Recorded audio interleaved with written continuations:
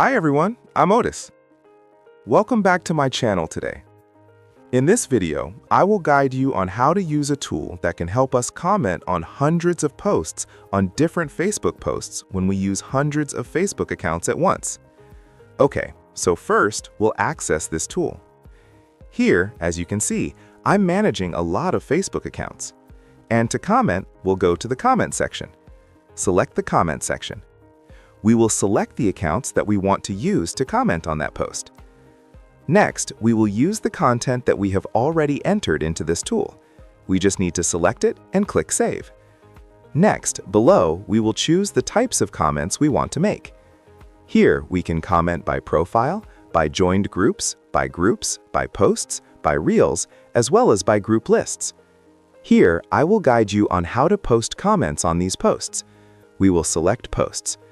Next, we will enter the post IDs here. There. We can scan for these IDs, then save them. Below, we will set up the parameters and the posts that we want to comment on for each account.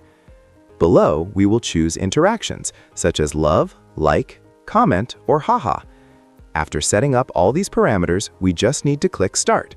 That video. Super simple, right? If you want to own this tool, don't forget to message me via the app or Telegram. See everyone in the next video, and let's see how it works.